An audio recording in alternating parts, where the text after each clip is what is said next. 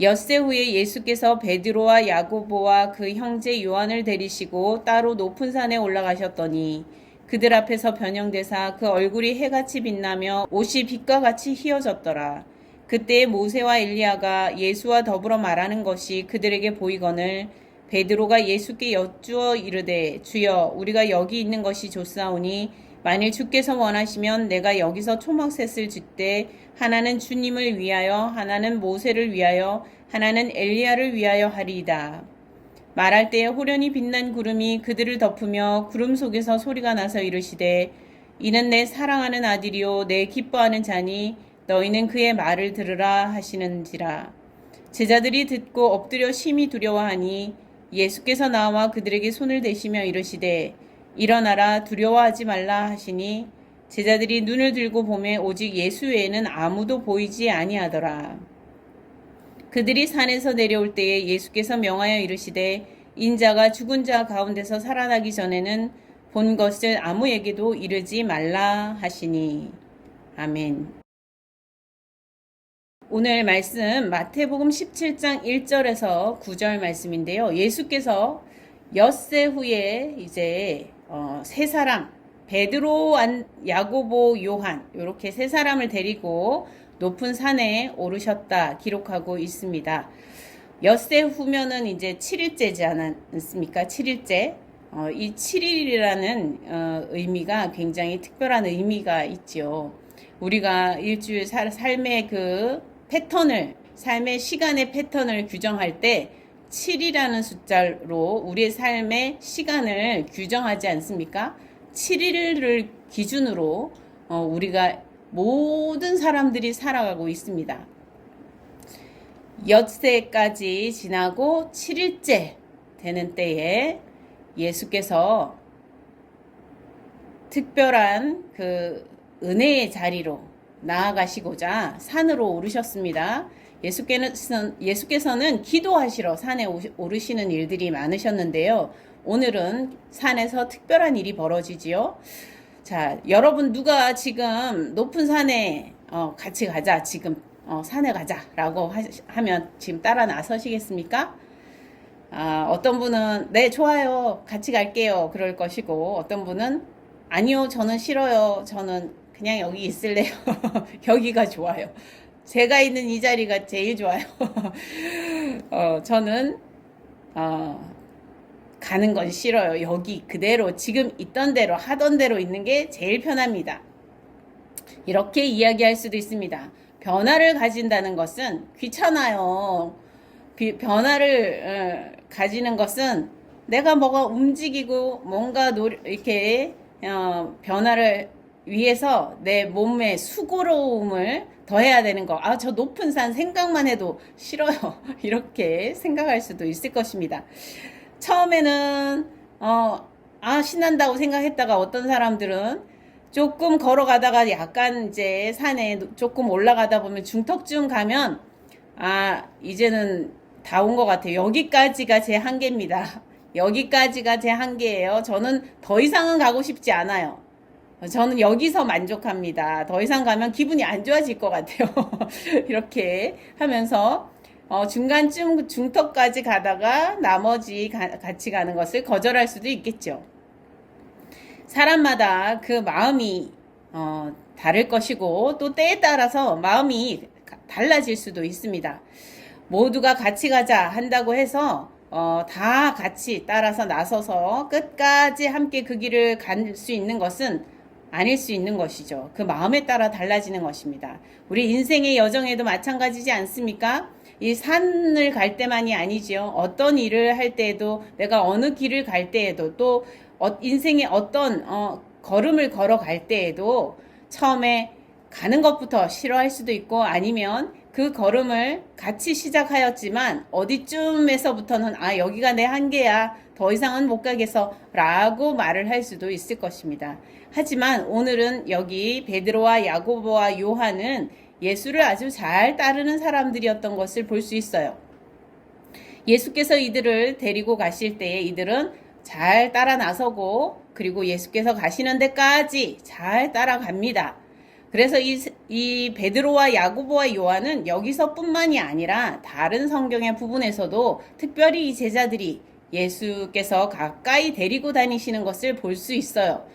가까이 데리고 다니시는 것을 억지로 데리고 다니셨겠습니까? 이들이 기꺼이 따라가려고 했으니까 또 데리고 다니셨겠지요. 예수께서 이 세 사람을 데리고 겟세마네 기도하실 때도 그 제자들이 있는 데서 더 이 세 사람을 더 가까이 데리고 가셔서 그렇게 기도하시기도 하시고요. 그렇게 가까이 두셨습니다. 이들은 예수를 가까이 따르는 제자들이었다라고 볼 수 있는 것이죠.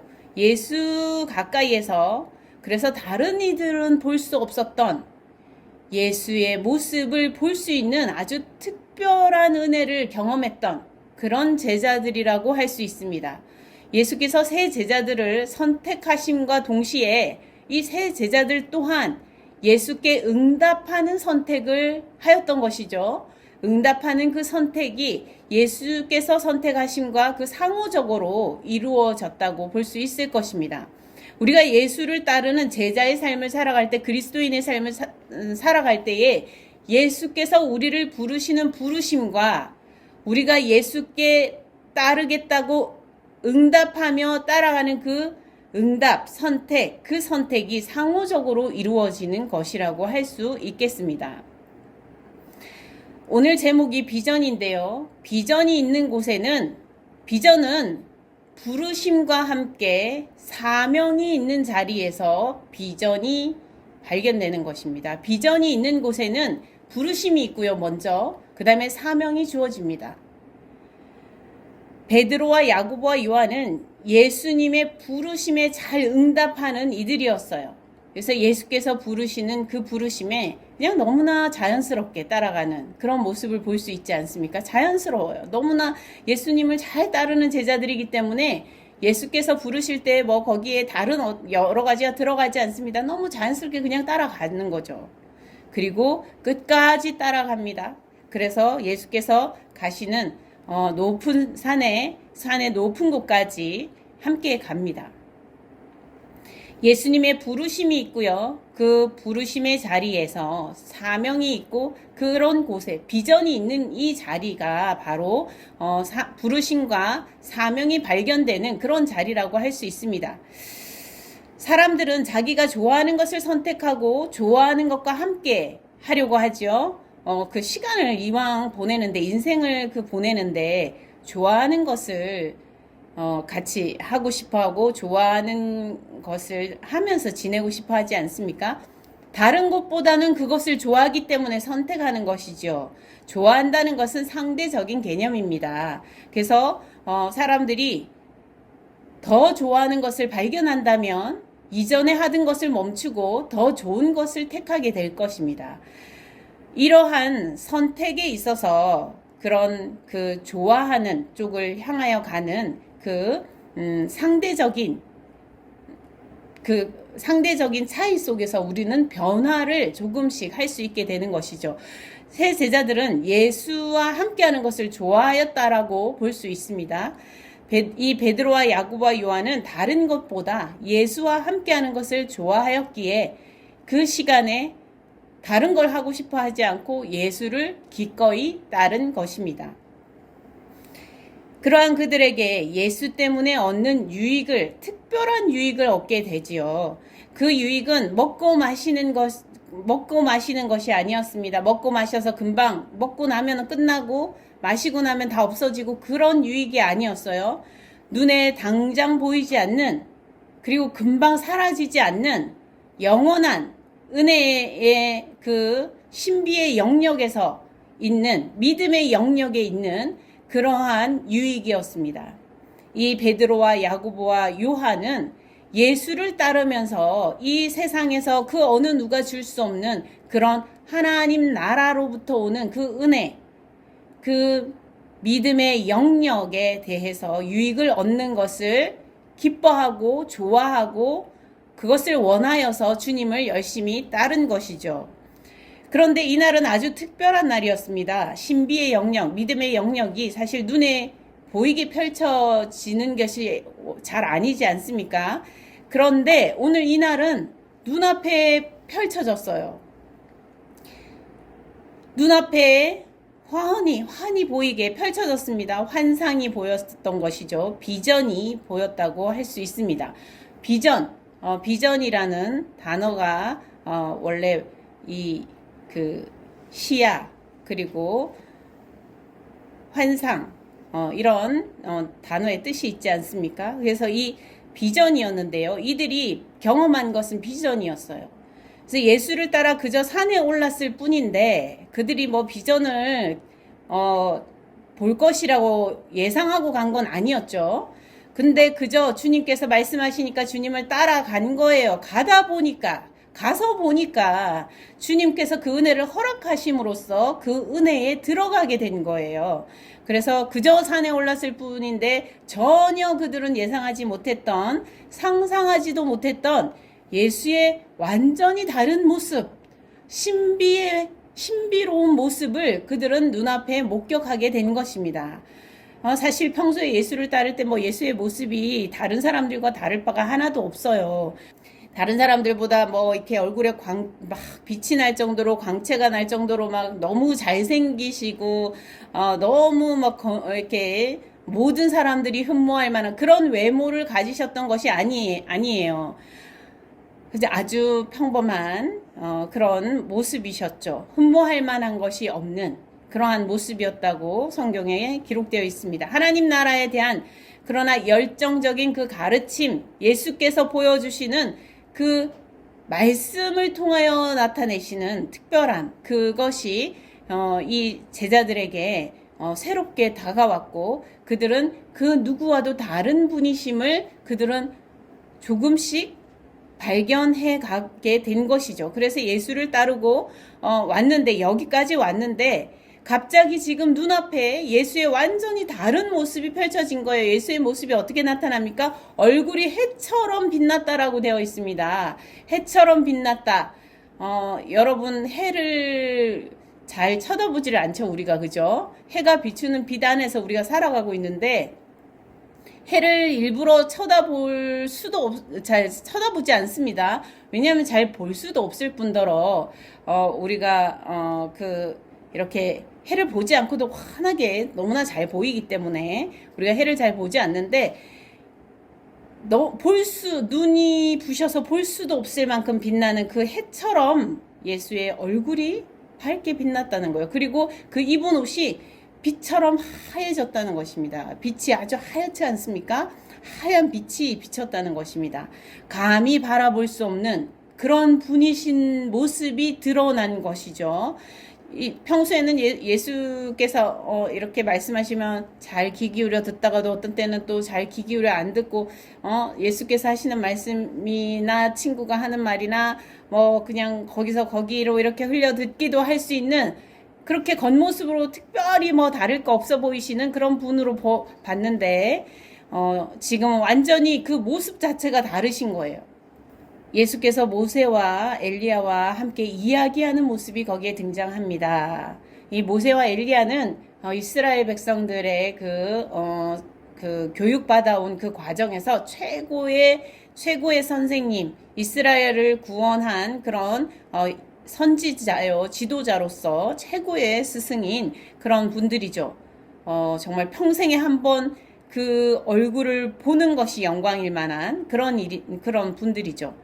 그런데 그 모세와 엘리야가 예수와 함께 이야기하는 것을 보았던 것입니다. 이 예수께서 보통 분이 아니시라는 것을 잘 나타내 주는 것이죠. 예수께서 해처럼 빛나시면서 가장 밝게 빛나시면서 모세와 엘리야와 얘기하고 있는 모습을 이들은 눈으로 보게 됩니다. 비전을 얻은 것입니다. 오랫동안 이야기로만 들어왔던, 그래서 전설이 된 그런 모세 선생님, 엘리야 선생님을 보는 정말 얼마나 신비로웠겠습니까? 이렇게 여러분이 아마 꿈에서라도 이런 선생님을 한 번이라도 뵈면 아마 가슴이 엄청 콩닥콩닥 하실 거예요. 근데 그걸 눈으로 보았으니 얼마나 정말 가슴 뛰며 심장이 막 뛰었겠어요. 그렇게 놀랄 수밖에 없는 그런 시간이었습니다. 자신들이 이제 이렇게 평소에 따라다니던 예수께서 그저 한 인간이 한 인간의 모습이 아니라 정말 하나님의 특별한 최고의 분이시구나 라는 것을 볼 수 있었던 것이죠. 너무도 놀라면서 기뻐하였을 것입니다. 그들의 영적 눈이 활짝 열려서 신비의 체험을 하는 그 과정이 너무나 놀랍기도 하고 기뻤겠지요. 평소에는 볼 수 없었던 그 다른 예수의 신비로운 모습을 본 그 시간이 아마 그들의 일평생에 잊혀졌겠습니까? 예수께서는 믿음의 선조들과 대화하며 해맑게 웃으시는 이 과정이 너무나 이제 특별하기에 오늘 우리가 신약 말씀 읽었던 부분 베드로 후서에서 이 부분에 대해서 언지를 하고 있지 않습니까? 분명히 보았다라고 이야기하고 있습니다. 그러나 이러한 비전을 갖게 된 것은 이 세 사람이 이러한 비전을 갖게 된 것은 그 세 사람이 어떤 특별한 능력이 있어서 그렇게 된 것이 아니죠. 오직 주님께서 허락하셨기 때문에 주님께서 허락하신 은혜 가운데서 받은 복입니다.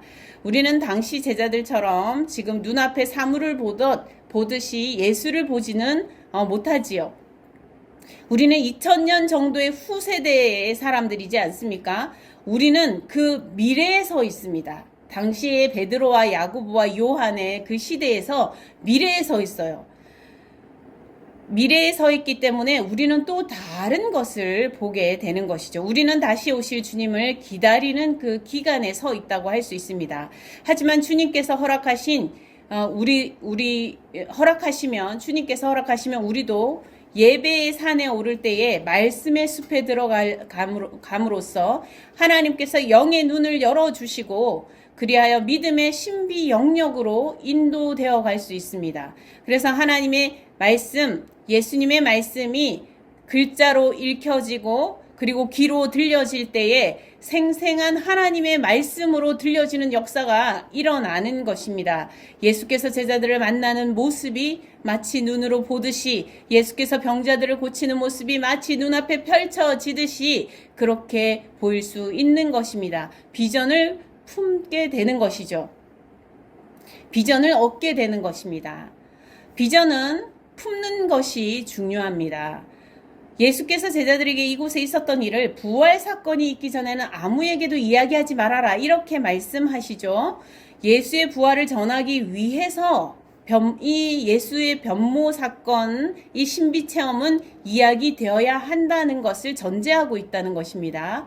이러한 비전은 예수의 부활의 사건, 십자가와 부활의 사건을 향하여 같이 있다는 것이에요. 그래서 이것은 어떤 베드로와 야고보와 요한의 개인적인 어떤 힘이나 신비로운 어떤 능력이나 그런 것에 집중될 일이 전혀 아닐 뿐더러 이러한 이 비전은 오직 예수의 십자가와 부활을 전하기 위한 그것을 위하여 이야기될 만한 그런 비전인 것입니다. 베드로와 야고보와 요한뿐 아니라 우리도 마찬가지죠. 우리가 신앙에 여러 체험들이나 그리고 환상과 비전을 품게 될 수 있습니다. 그러한 모든 것들은 예수의 부활 사건을 전하기 위해 이야기되어야 하는 그런 전제 조건이 있는 것이 동일하게 적용됩니다. 비전을 갖게 되는 것, 이것은 개인적인 자랑거리가 아니에요. 비전을 갖게 되는 것은 하나님의 은혜이고요.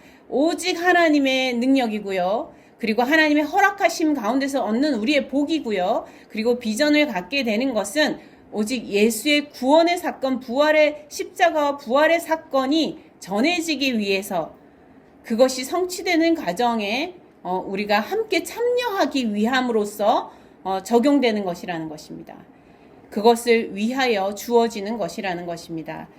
여기에 예수께서 부르시고 하나님께서 부르시는 그 부르심이 거기에 있고요. 사명이 거기에 있는 것입니다. 비전에는 부르심이 있고 사명이 있습니다.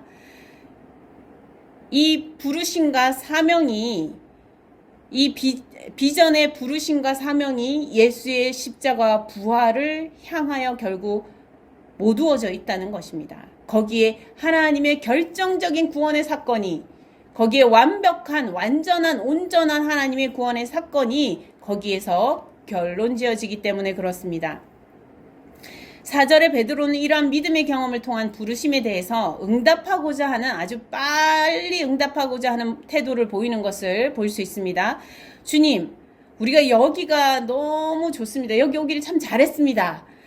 이보다 좋은 일은 없는 것 같습니다. 우리 여기 있는 게 너무 좋아요. 이렇게 이제 이야기하면서 주님이 원하시면 제가 초막을 3개 지어서 하나는 주님을 위해, 하나는 모세를 위해, 하나는 엘리야를 위해 제가 기꺼이 초막 셋을 짓겠습니다. 이렇게 이야기합니다. 얼마나 이 예수님의 그 보여주시는 비전의 사건, 그 부르심이 있는 곳에서 빨리 응답하려고 하는 그런 태도가 보이죠.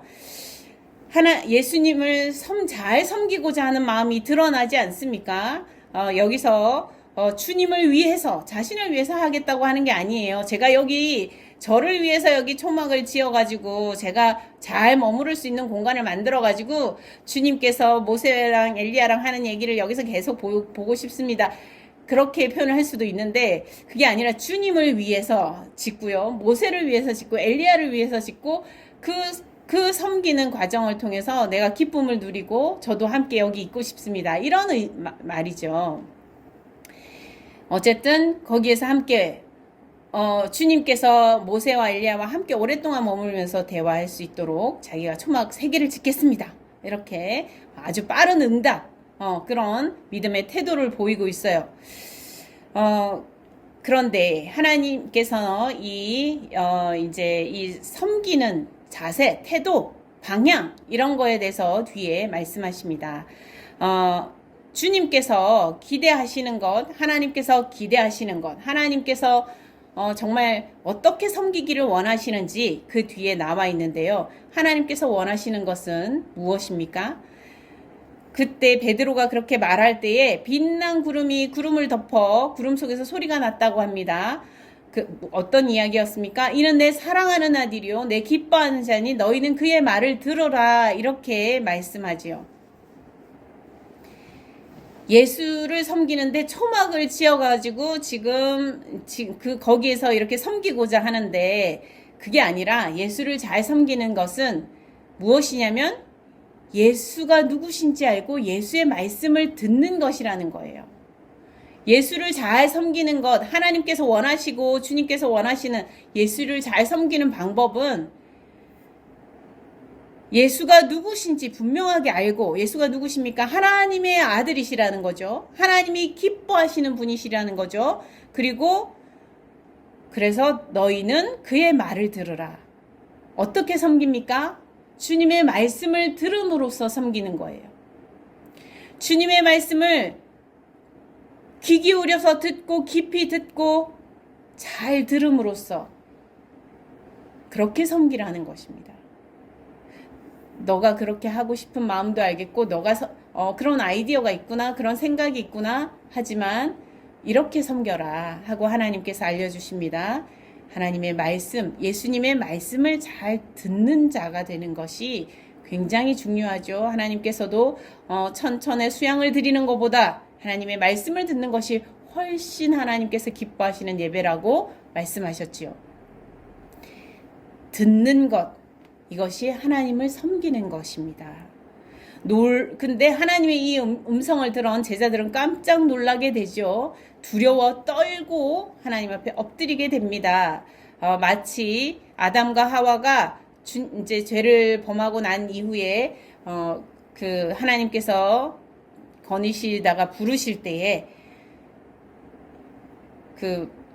숨잖아요. 두려워서 숨듯이 엄청난 두려움을, 공포를 느끼게 되는 거죠. 이 죄인인 우리는 하나님 앞에서 엄청난 공포와 두려움을 느낄 수 있는 것입니다.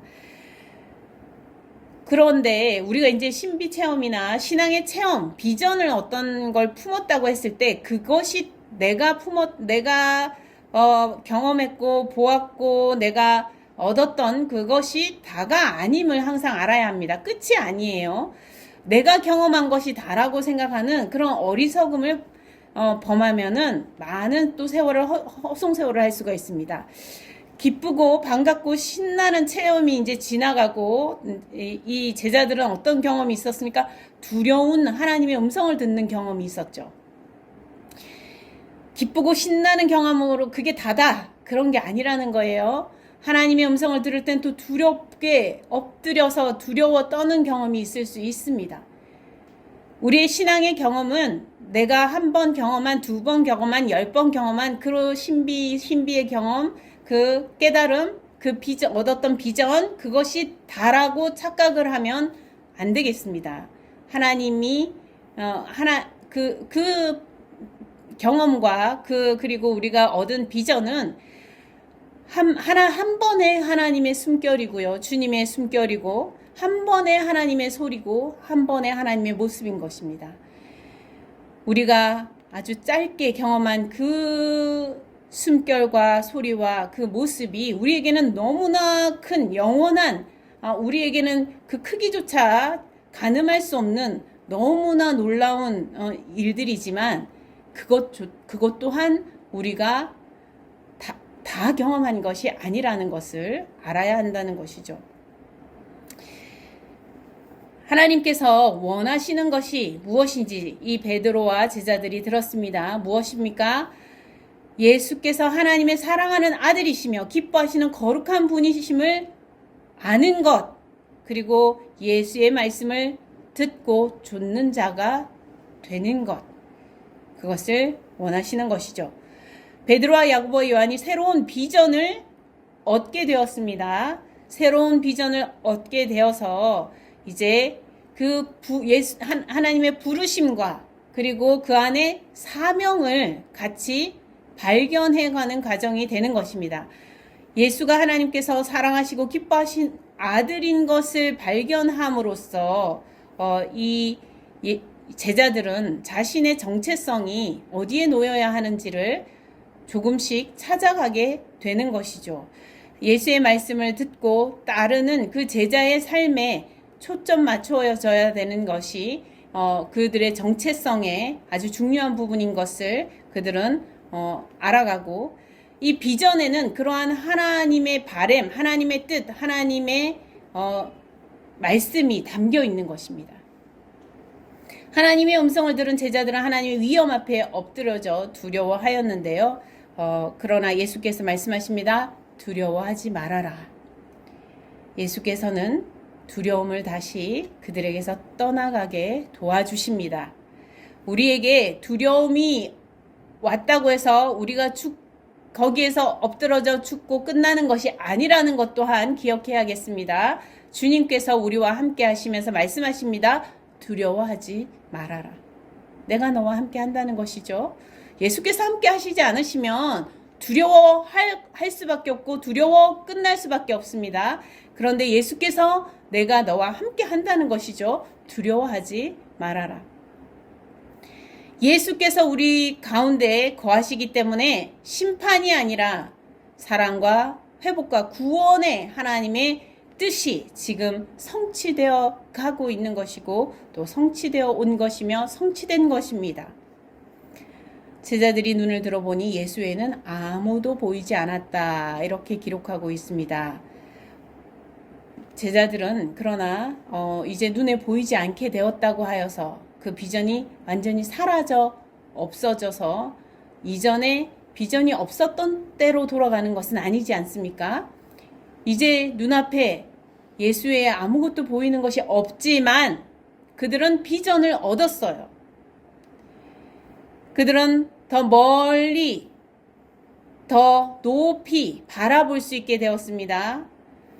예수를 통해서 모세를 보았고요. 엘리야를 보았고요. 하나님의 음성을 들었던 그 비전을 그들은 얻었고 가슴에 품을 수 있는 사람이 된 것입니다.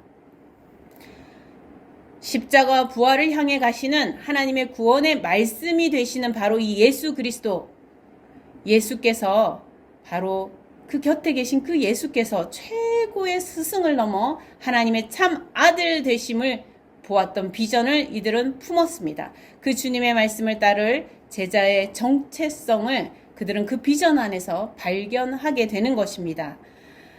비전은 함께 마음에 품을 때 함께 공유하게 되지요. 이 제자들이 거기에서 있었던 사건에 대해서 예수의 십자가 부활 사건이 있기 전에는 얘기를 하지 않았겠지만, 이제 그 이후에 예수의 십자가 부활의 사건, 그 이후에 이런 일들이 있었다라고 이야기를 했지 않겠습니까? 그러면서 그 비전은 이 베드로와 야고보, 요한의만의 것으로 끝나지 않고 예수님을 따르겠다고 하는 믿음의 제자들에게 함께 공유되는 것입니다. 그래서 비전은 마음을 같이 하고 함께 품을 때에 공유되어 갈 수 있습니다. 나는 베드로처럼 보지 못했어. 나는 야고보처럼 보지 못했어. 그렇다고 해서 나는 그 비전을 품을 수 없느냐? 그렇지 않다는 거예요. 비전을 함께 품을 수 있습니다. 오늘날 우리도 예수를 믿는 믿음의 사람으로서 오늘 이 복음서 마태복음 17장 1절에서 9절에 나와 있는 이 말씀에 보여주셨던 그 베드로와 야고보와 요한이 보았던 비전, 우리도 바라볼 수 있기를 바랍니다. 그 비전을 우리도 얻을 수 있기를 바랍니다. 이 비전의 중심이 어디에 있습니까? 예수께 있습니다. 이 비전의 중심이 예수의 말씀에 있습니다. 예수의 말씀, 예수가 누구시며 예수를 어떻게 섬길지, 거기 그 비전의 중심에 있는 것입니다. 우리도 이 비전을 품을 수 있는 사람들이 되길 바랍니다. 비전은 사실 아까도 얘기했지만 시야, 시력, 그리고 상상, 이런 보이는 것을 의미하는데요. 사실 눈에 단지 보이는 것뿐만이 아니라 앞으로 미래의 시간이라든지 여기에서 보이지 않는 어떤 너머에, 지금 내 시야에, 그냥 이 눈의 시야의 너머에 볼 수 있는 것까지 보는 것을 비전으로 이야기하지요. 그래서 일반 사람들도 비전을 아주 중요시 여깁니다. 창업하는 데 있어서 비전은 그 기업의 흥망성쇠를 결정합니다. 기업의 내용을 결정하고요, 미션을 결정하고요, 전략과 가치를 결정한다고 할 수 있습니다. 기업뿐만이 아니죠. 개인도 마찬가지입니다. 비전을 갖는 것은 그 삶의 방향과 동력, 전략을 제공하는 아주 중요한 원천이 되는 겁니다. 많은 사람들이 관심을 가지고 계속 배우고 익히려고 노력하는 것이 바로 이 비전이라는 분야예요. 비전이 있는 곳에 여러분 기억하시기 바랍니다. 비전이 있는 곳에는 그 부르심이 있고요. 그 다음에 사명이 같이 갑니다. 이 일반 하나님을 믿지 않는 사람들도 이것을 전문 용어로 그렇게 사용하고 있어요. 비전에 소명이 있고 사명이 있다라고 그렇게 얘기를 합니다. 실제로. 그래서 소명이 있고 사명이 있는데 이런 단어들은 성경적인 개념과 단어에서 온 거거든요. 이 성경적인 개념과 단어에서 온 것이 일상의 언어로 일반화되어서 우리가 아주 익숙하게 사용하고 있는 그런 단어라고 할 수 있습니다. 눈앞에 사물을 보는 그런 걸 넘어서 내일을 내다볼 수 있는 그런 우리 비전을 가질 수 있는 것, 이런 건 아주 중요하죠. 실상을 볼 수 있는 것, 그죠? 실상을 볼 수 있는 것 중요합니다. 비전은 가능성이 보여질 때 그 비전이 보이게 되는데요. 예수의 십자가와 부활 사건 사이에 사실은 십자가에서 부활로 간다는 그 사이에는 불가능한 거 아니겠습니까? 십자가와 부활은 부활로 가는 것은 십자가 사건 죽음에서 부활로 가는 것은 불가능한 일이죠. 불가능한 일이었는데 하나님께서 가능하게 하셨잖아요. 그죠? 비전은 불가능할 것 같은 일들이 이루어질 수 있는 것을 보는 가능성이 거기에 있다는 걸 볼 수 있는 거예요. 하나님께서 일하시고 역사하심으로써 불가능한 일이 가능하게 하는 것, 가능하게 하시는 것, 그것을 바라보는 것, 그것이 비전의 아주 중요한 요소에 들어가 있다고 할 수 있습니다. 비전이 없다고 할 때 가능성을 발견하지 못한다라는 이야기일 수도 있어요. 나는 어떤 비전이 없어, 어떤 가능성이 있는지 전혀 모르겠어 라고 말하는 것과도 같을 수 있습니다. 비전이 보이는 사람, 비전이 있는 사람은 가능성이 보이는 거예요. 그 가능성이 보이는 거고 그것이 현실화될 그러한 미래가 보인다고 하는 것입니다. 그리고 실제가 보인다는 것이죠. 다 보이지 않는 그 실제, 지금은 다 보이지 않는 그 실제, 지금은 단지 실마리만 보였는데 그 실마리로 도달할 그 실제 결과까지 볼 수 있는 그런 것이 비전이라고 할 수 있습니다.